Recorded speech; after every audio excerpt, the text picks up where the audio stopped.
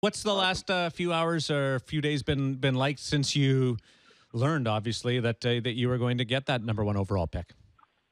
I mean, it's exciting for the franchise, and it's the first thing we won all a long time, let alone a hockey game. It took the second half of our year wasn't great, but we were picking 5, and if we had lost, maybe picking as low as 8.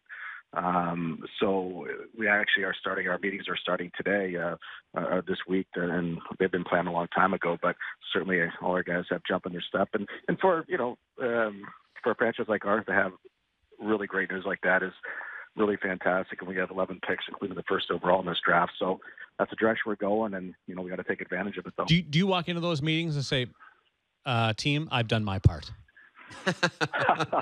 Well, I did my part to even put it in the goddamn lottery. How's that? So, but it's it's for the last couple of years. Walking in here, that's kind of what I bought into, and from Josh Harris and David Blitzer, our owners, and even when Lou was here when I was hired, and it was the oldest team in the league, and there's really only one direction to go. You had to obviously go to the draft and get assets, and the cap space is an asset for sure. And we had 10 picks last year, and scheduled to have 11 this year, and 10 next year or whatever. So again, we got to take advantage of that, whether it's through drafting players or using those assets to, whether it's a trade or something like that for a player to contract. So a lot of ways to improve, hopefully, but we have some capability there, so that's good news. Go ahead, Doug. You start the season, and you were on with us early in the year, and I've got to believe that you thought you had a legitimate chance to make the playoffs in the East this year based on last year and an improving over last year. What really went wrong with your group this year, Ray? Is there anything, or is it just not ready yet? We had a real good start. I'm not sure when I was on, but I think we started 9-3-3 or something right, like that. That's when it was. There's a lot of optimism. I think I think we overachieved a bit the year before, and to stay in the playoff race as long as we did. And I think our coaching staff did a real good job. Got career years out of a lot of players, and Adam Rica scored 30 goals, and Lee Stempniak had a fantastic year before we traded him. Schlemko, Camilleri had played first 42 games for us, and then that was it. But he was having a really good year, and a lot of those things maybe overachieved a bit. And we tried to get younger this year, inject a little more skill into the lineup, and we were competitive some nights, and missing by a goal the other nights, and the goaltending was a little up and down, and you need a combination of all those things to really go. It's hard to make the playoffs, as you know, and it's certainly 2 years ago, or that's something we talked about. We just want to get better as a team, and even coming into this year's camp, my message to the players that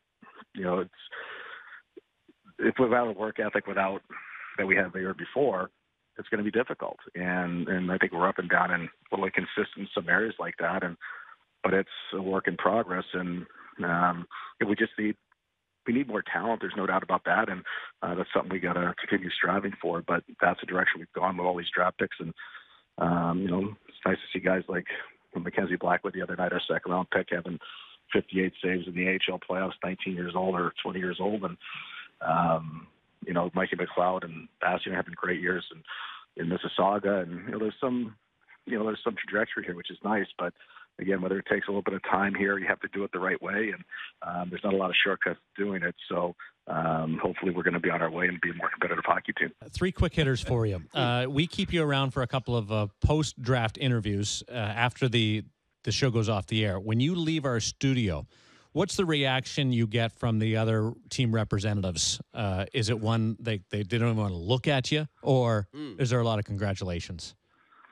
Well, a lot of guys hightailed out of there right away when they weren't part of the final 3 or whatever. And but guys like Trevor went around and very gracious, and I hooked up with Joe Sakic a little bit later on, and we spent some time together. And I think having been to that before, last year we were, I think, picking 12th, but we didn't move up or down. And sure enough, they escort you out of it, and that's about it. And so not much time, but it's it's a competitive league, obviously, and the last 3 teams up there, Dallas, Philadelphia, and New Jersey. I'm not sure that's what people expected, but that's what happened. And some people are like, "Hey, good for them," and some people are like, "Can't believe they got lucky," And that's what it is, as we all know. It's the luck to be able to get in that top 3 or move up like Philly did, 11 spots to number 2, and so it was pretty kind of wild from a draft lottery standpoint.